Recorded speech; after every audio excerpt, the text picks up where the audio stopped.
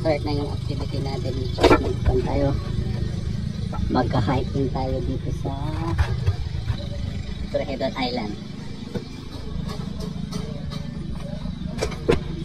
So, yan yung mga kasama natin. Yung tour guide natin nandun.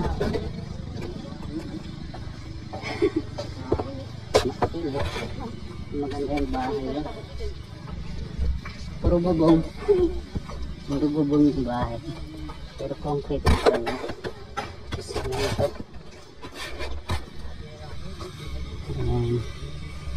Sir. May Facebook ko dyan, sir. Baka gusto nyo pa dito para mamaya malamig na pagbaba natin. Sige sir, magkano yung kan? 70 pesos. Sige sir, mamaya. Sige sir. Pakulan. Dadaan lang tayo dito. Sige sir. Sabi lang kayo kung gusto nyo tayo. Sige sir, pakulan ako sa rice may laman?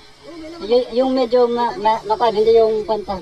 Yung may laman na asan pwede. Yung ano, yung coconut. Oh, yan coconut. Hindi yung kasi yung pan walang laman, tubig lang yung pwede mo. Makagtagan naman ng mga... Oo.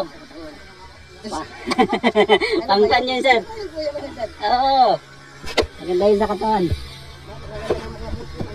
Pwede mag-rent ng fine dito which is 50 pesos. So hindi po real. 50 pesos lang. So ayan, sundan na natin yung tour guide natin. So nagpa-reserve na tayo ng ayan.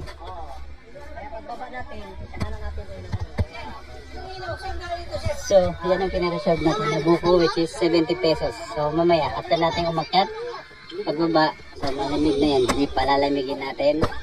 Tapos may kasama na yung buko agit sa Maguindanon. Ayan. Ma'am sir, graphic na tayo dyan. Okay. Chopping noodles. Okay yan.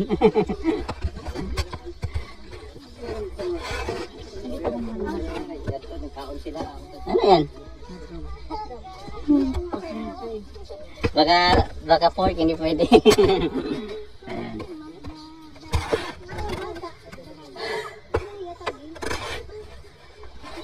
So yan yung mga activity dito. Solo shot. So may simbahan pala dito sa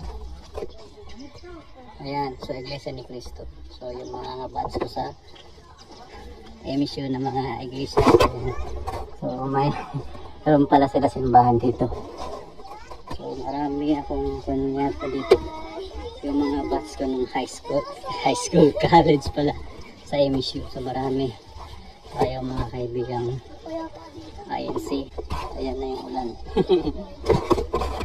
Makambon na.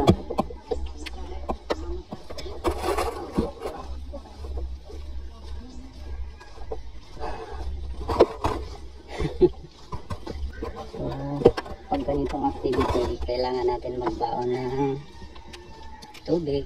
So, yun yung pinaka-importante para hindi pa tayo ma-dehydrate. So, gaya ni Kuya, ayun, may tubig. Ayan. So, ayan guys, silang muna tayo dito sa Barangay Hall. So, ito yung Barangay Hall ng Torrejon Island. Ayan. So, silang muna tayo dahil maulan. Ayan.